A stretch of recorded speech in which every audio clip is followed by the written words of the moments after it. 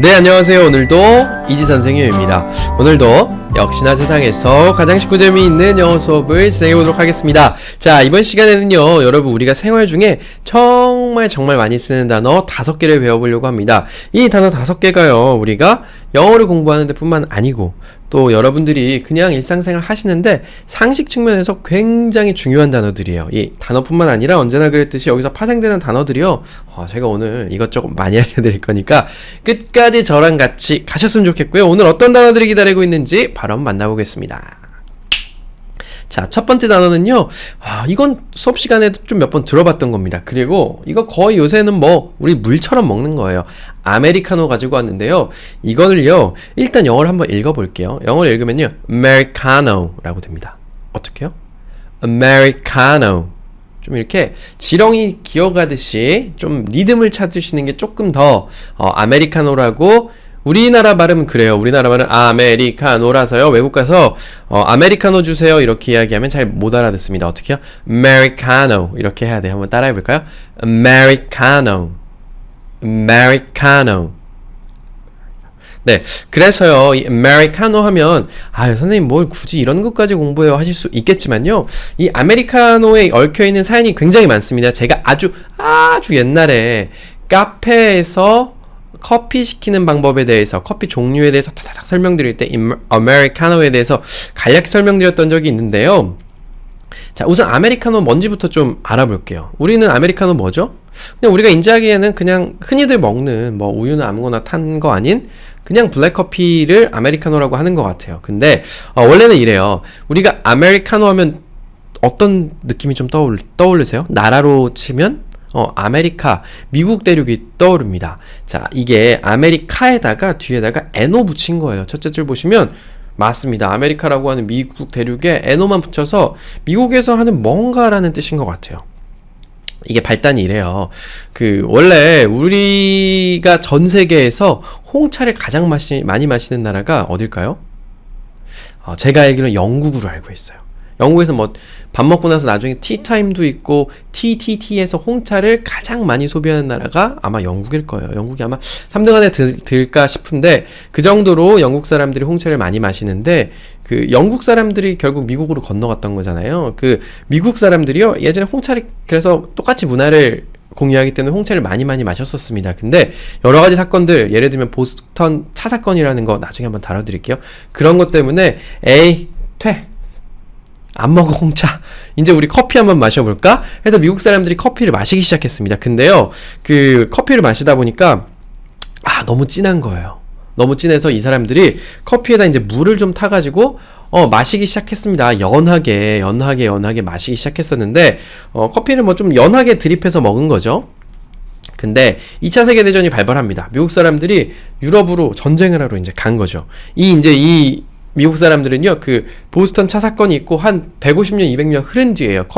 그러니까 연한 커피를 마시는 게 미국에서 전통적으로 이제 문화가 되어 있던 시기입니다. 그래서 유럽에 딱 갔는데, 유럽 가서 커피를 딱 마셨더니 너무 쓴 거예요.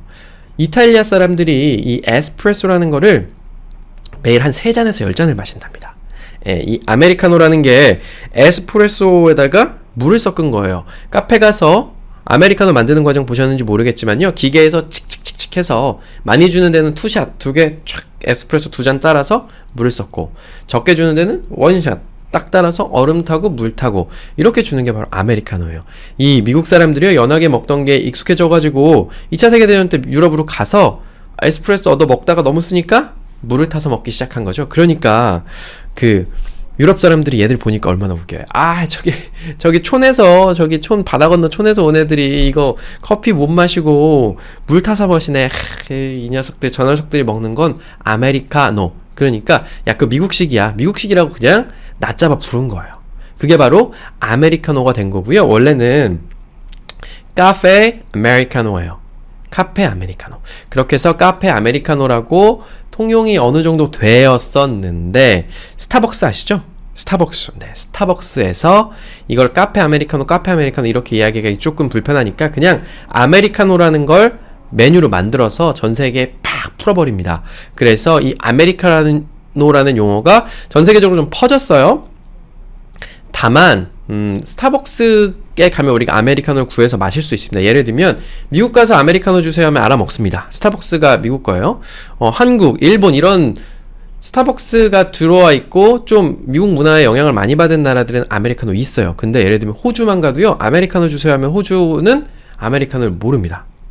유럽에는요. 아메리카노가 없어요.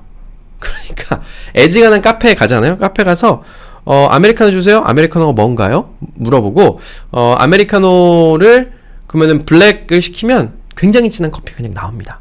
그러니까 커피에다 물을 섞어서 뭐 우리나라처럼 얼음 콸콸콸 타가지고 주는 게 세계에 많은 나라에 있다고 생각하시면 안 됩니다. 네, 우리나라에서는 편의들 물처럼 아메리카노 드셔도 해외 나가면 아메리카노 드시기 쉽지가 않습니다.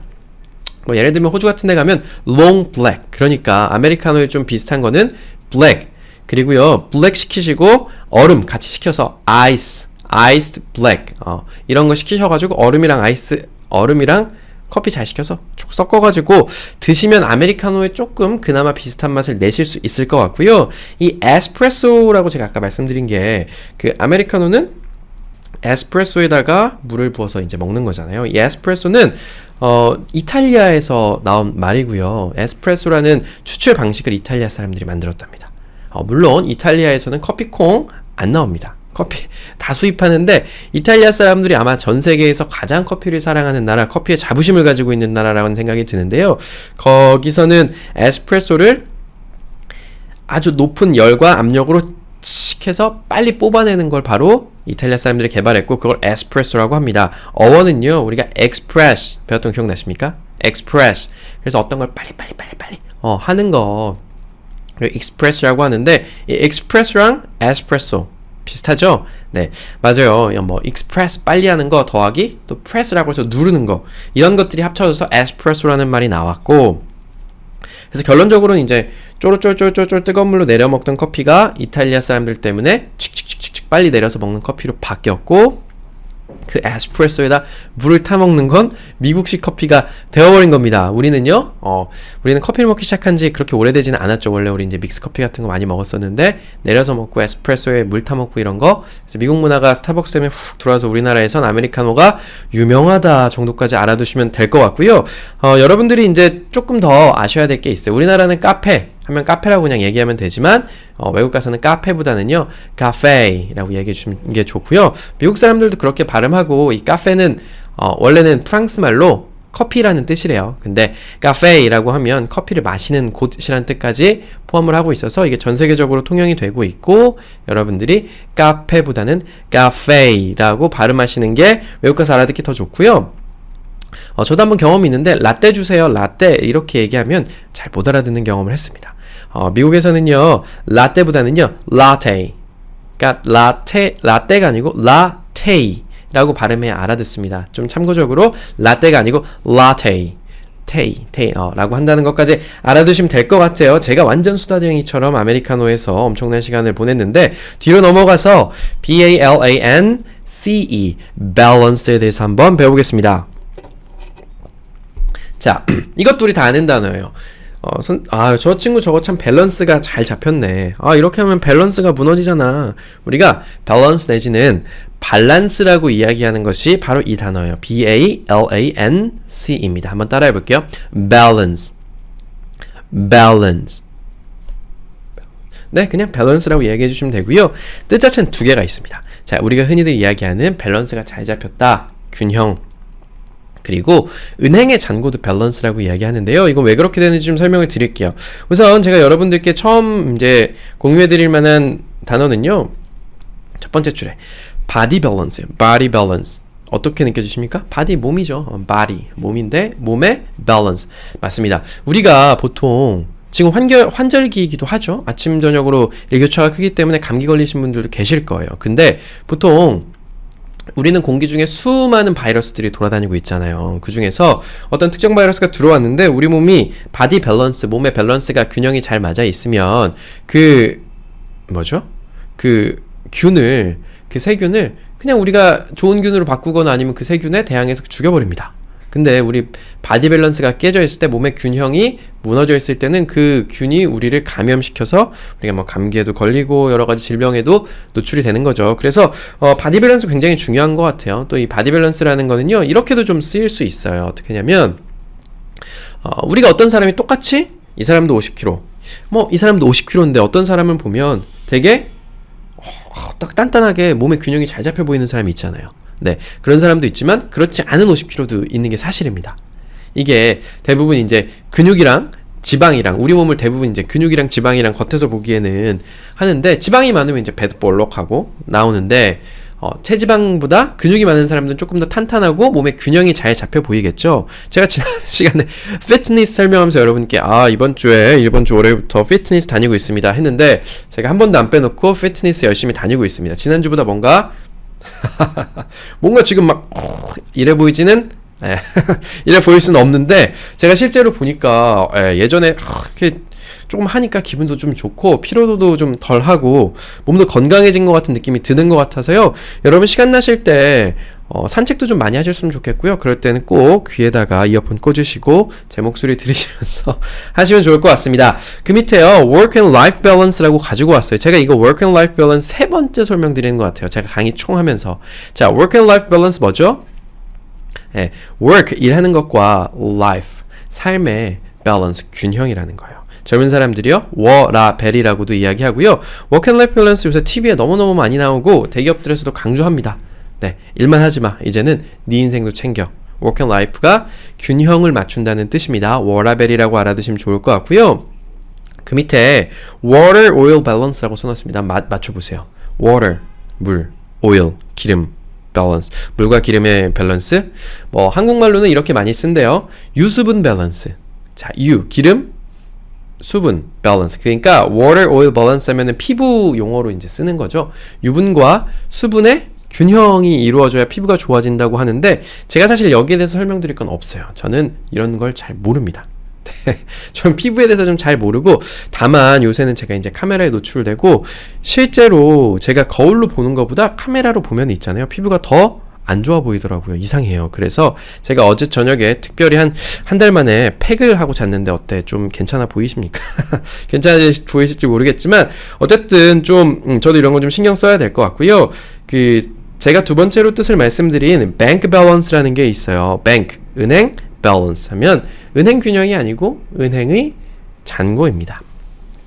자, 잔고가 우리를 뭘 나타내죠? 잔고는 항상 균형을 맞추고 있습니다. 우리가 입금하고 여기다 돈 넣은 거랑 빼가 출금한 거랑 입금과 출금의 균형이 항상 맞아 있어요. 우리가 신경 쓰지 않아도 은행이 시스템으로 계속 맞춰줍니다. 그래서 밸런스예요. 항상 균형이 맞아져 있는 상태.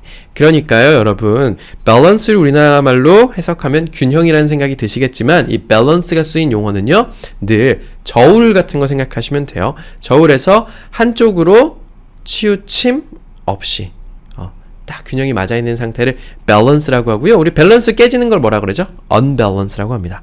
unbalance 하면 밸런스 앞에 un 붙여서 unbalance 하면 밸런스를 깨는 것을 나타냅니다. 동사로 그렇게 쓰이고요.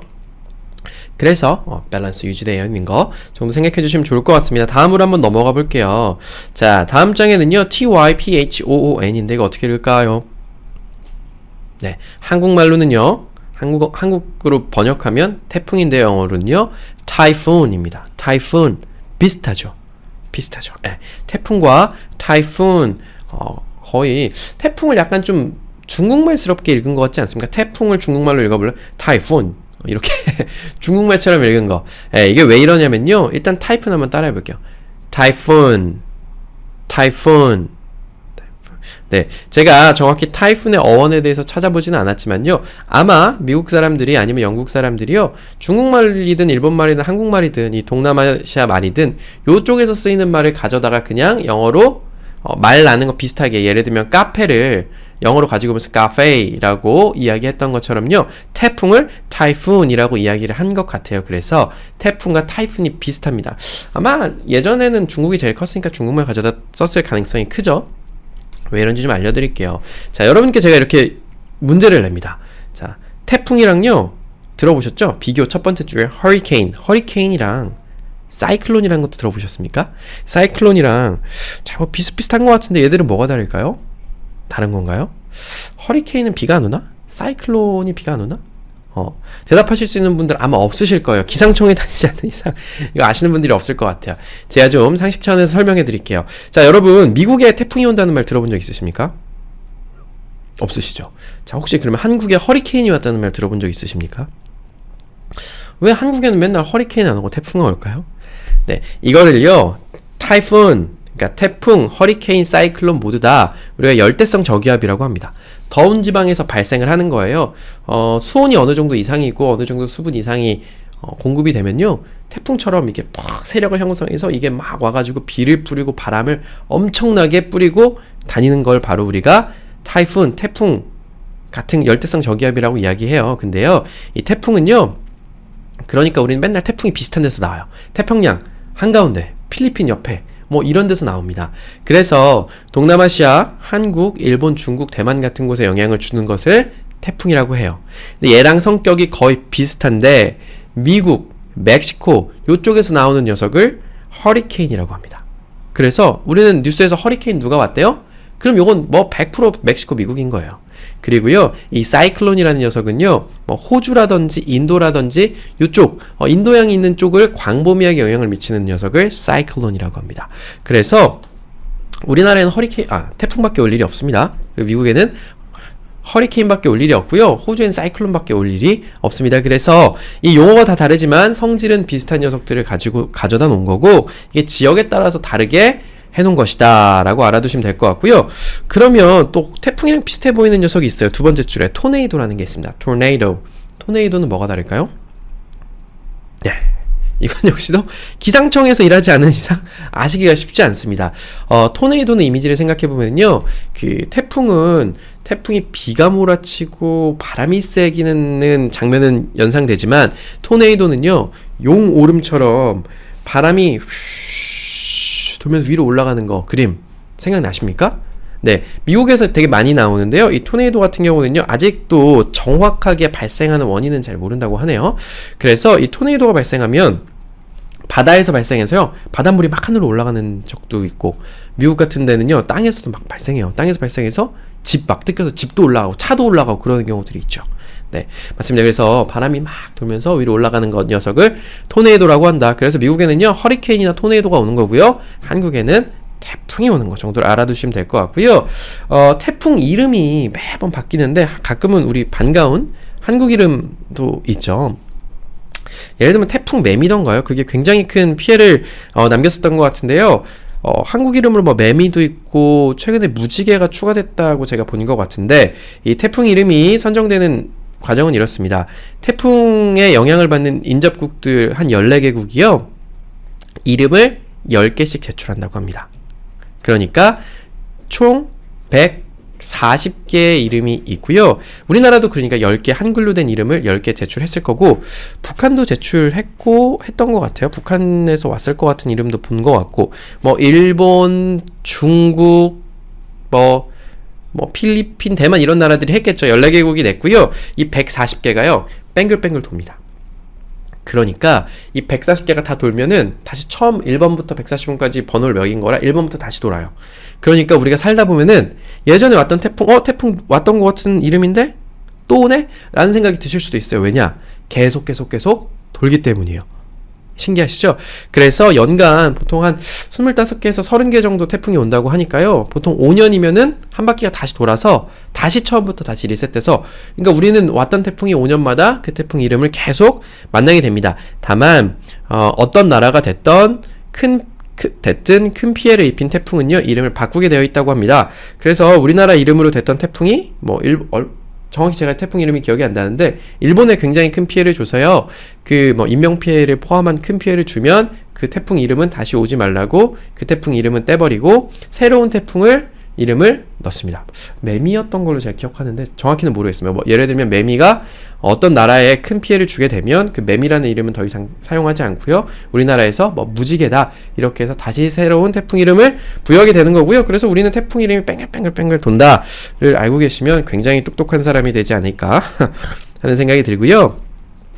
마지막 줄에 typhoon warning이라는 거 가지고 왔는데 warning, warning 하면 경고한다는 뜻이에요. 경고한다는 건데 이 warning이라는 사인이 굉장히 많아요. 해골이랑 같이 warning이라고 그려진 것도 있고요. 여러분 어디 해외 나가실 때 warning이라고 되어 있는 거 가급적 만지거나 접근하거나 하지 마시고 경고문이니까요. 타이푼 워닝 하면 태풍 경고예요. 우리도 태풍이 오면 태풍 주의보라든지 경보라든지 이런 거 내죠. 그런 거라고 생각해 주시면 될 것 같고요. 뒷장으로 한번 넘어가 보도록 하겠습니다. 자, 뒷장에는요, standard라는 단어가 있는데요. 여러분 이거 어떻게 읽을까요? 한번 읽어보시죠. 자, 이거는요, standard라고 읽어요. 스탠다드. 우리나라 말로 스탠다드라고 하죠. standard라고 읽고요. 한번 따라해볼까요? standard. 좋습니다. 이거는요, 어디서 많이 들어보셨죠? 제일 많이 들어보신 거는요, 아마 SC 제일은행 들어보셨을 거예요. 스탠다드 차타드 은행이라고 들어보신 적 있으시죠? 거기에도 스탠더드라는 게 들어가요. 그래서 스탠다드 차티드 내지는 차타드라고 하는데 거기 들어간 스탠다드고요. 우리가 한국말 하면서도요. 야, 이거 약간 좀 스탠다드에 안 맞지 않냐? 이런 이야기를 할 때가 있어요. 스탠다드라고 하는 것이 정확한 뜻은 표준이에요. 한국 표준, 국제 표준, 어떤 규격 같은 거 있죠? 그런 표준 내지는요. 스탠다드가 기준이나 수준이라는 뜻도 있어요. 다 준 들어가는데 그러니까 어떤 것에 대해서 평가한다거나 어떤 것이 어떤 수준에 있는지를 나타내는 것 정도라고 스탠다드를 생각해 주시면 될 것 같아요. 이 스탠다드는요. 어원이 첫 번째 줄에 보면은요. 스탠드에 있어요. 자, 스탠드 뭐죠? 서다, 서 있다는 뜻이죠. sit, 앉다, stand, 서다인데 자, 군대에 가면 우리 이렇게 해요. 군대 안 가도 학교에서도 하죠. 사람들 딱 많으면 자, 1번 기준 하면 기준! 하고 이렇게 높게 손을 들고 서 있는 상태에서는 이렇게 있죠. 아니면 사람들이 다 앉아 있는 상태에서는 너 기준 하면 기준이 딱 일어나주면 거기에 기준으로 사람들이 쫙 정렬을 합니다. 자, 맞아요. 자, 우리가 어떤 표준, 기준이 되려면 어떻게 하죠? 똑바로 그 자리에 딱 서 있어야 됩니다. 이런 느낌 아시겠죠? 그래서 서다라고 하는 것 뒤에다가 ARD 붙여서 스탠드에다가 ARD 붙여 standard가 된 거예요. 그래서 표준이라는 거 생각하실 때 여러분 그냥 스탠드 생각하시면 될 것 같아요. 근데 이건 사실 스탠더드랑 크게 상관없지만 스탠드 하면은 우리가 흔히들 잘못 쓰고 있는 표현들이 있어요. 물론 이제 우리나라에서는 계속 쓸 수 있겠지만 우리 어릴 때 공부할 때 스탠드를 딱 켜놓고 공부하죠. 저도 스탠드 켜놓고 공부를 했었는데 스탠드라는 게 우리 딱 서 있어서 저는 어릴 때 스탠드라고 하는 줄 알았어요. 근데 이제 잘못된 표현이고요. 우리나라에서 이제 책상 위에 올려놓고 불 켜는 기구를 스탠드라고 하는데 이걸 영어로 하면 정확히는 데스크 램프예요. 데스크, 책상 위에 올려진 램프, 불 켜는 거 라는 거고요. 그래서 여러분 정확한 표현은 스탠드가 데스크 램프다 정도 알아두시면 여러분 아주 좋을 것 같고 그 밑에 우리가 스탠다드 쓰는 것 중에서 또 가장 많이 쓰는 표현 중에 하나가 스탠다드 룸이에요. 스탠다드 룸이라고 제가 세 번째 줄에 가지고 왔는데 스탠다드 룸 하면 어떤 생각 나세요? 저는 단번에 호텔이 생각이 납니다. 자, 호텔을 예약할 때 보면은 도저히 이 방이 무슨 방인지 알 수가 없어요. 네, 그냥 가격만 보고 보통 이제 예매를 하는데 호텔의 방에는 등급이 좀 있습니다. 보통 스탠다드 룸이라고 하면 표준적인 방. 네, 표준적인 방보다 스탠다드 룸보다 안 좋은 방이 있느냐 물어보면 없어요. 그러니까 스탠다드 룸 하면은 그 호텔에 가장 많이 깔려 있는 그러니까 가장 아래 등급의 룸을 스탠다드 룸이라고 생각하시면 돼요. 그래서 여러분들이 스탠다드 룸으로 예약하신다? 가장 아래 등급, 가장 많은 거라고 생각하시면 될 것 같고요. 요거보다 하나 더 올라가면 이게 호텔마다 기준이 다른 것 같은데 스탠다드 룸 위에는요. 디럭스 룸이라는 것도 있고요. 슈페리어 룸이라는 것도 있습니다. 그 둘의 선후 관계는 저도 잘 모르겠어요. 호텔마다 다른 것 같고 그거보다 한 단계 더 올라가면 executive 룸이라는 것도 있어요. 좀 참고적으로 알아두시면 될 것 같고요. 여기서 여러분께 조금 더 참고를 말씀드리면 자, 여러분 예약하실 때 이거는 정말 중요해요. 스탠다드 룸이나 디럭스 룸이나 크게 차이는 없어요. 어차피. 근데 싱글 룸 내지는요. 트윈 룸 내지는요. 더블 룸 이거는 여러분 꼭 아셔야 돼요. 자, 싱글 룸은요. 1인용이에요. 그러니까 침대가 1인용 침대밖에 없습니다. 주의하셔야 되고, 더블룸은요, 더블 침대가 있습니다. 이런 경우가 있어요. 출장을 가는데, 출장을 가서 더블룸에 안 친한 사람이 두 명이서 자려면 어떻겠습니까? 굉장히 멋졌겠죠? 그럴 때는 최소한, 물론 이제 회사에서 출장 가면 각자 방을 하나씩 대부분 써요. 근데 최소한 트윈룸이라도 가야죠. 트윈룸은 뭡니까? 혼자 잘 수 있는 침대 두 개가 있는 거예요. 트윈은 쌍둥이에요. LG 트윈스. 쌍둥이, LG 트윈스 하면 쌍둥이가 야구방망이 이렇게 들고 있습니다. 자, 트윈스는 쌍둥이에요. 그래서 트윈룸은 싱글베드, 그러니까 작은 침대가 두 개가 있는 거고요. 더블룸은요, 더블베드. 침대가 큰 침대가 하나 있는 거예요. 가족끼리, 부부끼리, 연인끼리 잘 수는 있겠지만, 좀 안 친한 사람이 자기는 좀 그렇죠. 친구들끼리도 트윈베드로 가는 게 쉽습니다. 그래서 싱글룸, 더블룸, 트윈룸은 여러분들이 좀 꼭 아시면 좋을 것 같아요. 그리고요, 마지막에 제가 가지고 온 거는 High Standard of Living 내지는요 Low Standard of Living이에요. 스탠다드가 표준이나 기준이라고 했습니다. 그럼 High Standard 하면 높은 기준, Low Standard 낮은 기준 내지는 낮은 수준, 높은 수준으로 이해해 주시면 될 것 같아요. 이렇게 쉽게 스탠다드를 활용할 수 있다고 보여드리는 거고요. High Standard of Living 하면 living, 사는 거죠. 사는 것의 높은 수준.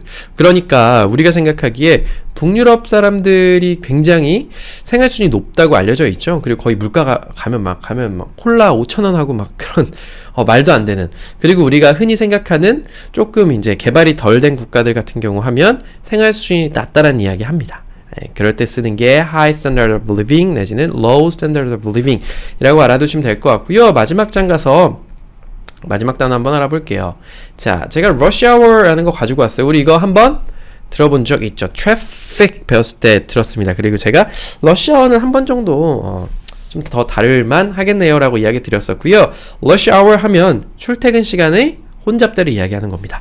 자, 7시, 아침 7시부터 한 8시 반까지? 그때는 차도 막히고 버스에도 사람이 많고 지하철은 정말 저희 2호선 타고 강남 쪽으로 향하는 양쪽의 2호선 모두 다 아침 8시, 8시 반쯤 되면 거의 사람이 이렇게 하늘에다가 손 놓고 끼어서 탈 수밖에 없을 정도로, 요새는 2호선보다 9호선이 더한 것 같아요. 9호선은 2호선보다 열차 량수도 더 적죠. 그리고 막 급행도 있기 때문에 너무너무 힘들게 갈 수밖에 없는데, 그런 시간을 바로 rush hour라고 하죠. 사람들이 출근하고 퇴근하면서 사람들이 길거리에 도로에 몰리는 시간을 rush hour라고 합니다. 여기서 rush는요, 우리가 급히 움직이다 내지는 혼잡이라는 뜻을 가지고 있어요. 그리고 이 rush가 그냥 이런 거 생각하시면 돼요. 어디로 막 돌격하는 거, 사람들이 막 달려가서 돌격하는 것. 우리가 게임할 때요, 게임할 때 어디를 공격하고 상대방을 쳐들어가는 걸 rush라고 해요. 그래서 다 같이 모여서 막 가는 걸 rush라고 합니다. 그리고 hour 하면요, H-O-U-R, 여기서 H 묵음인 거 다들 아시죠? hour 하면 시간이에요. 그래서 hour 많이 들어가는 거 happy hour 뭔지 아세요? 행복한 시간. 그쵸, 행복한 시간이죠.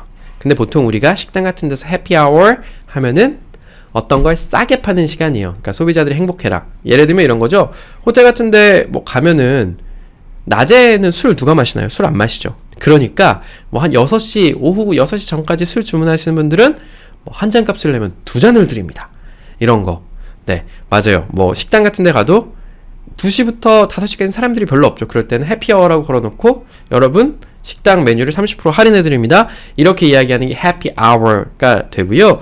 또 우리가 편의점이라든지 아니면 24시간 어떤 거 하는 곳 앞에는 꼭 이런 말이 붙어 있습니다. 24 hours.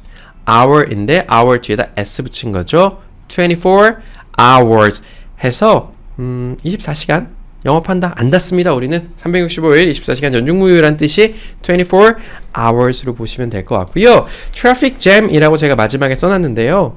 뭐 교통들이 이렇게 잼처럼 팍 몰려있는 교통체증이라는 뜻이고요. 마지막 장 넘어가서 여러분들이랑 오늘 배운 거 복습 한번 해보겠습니다.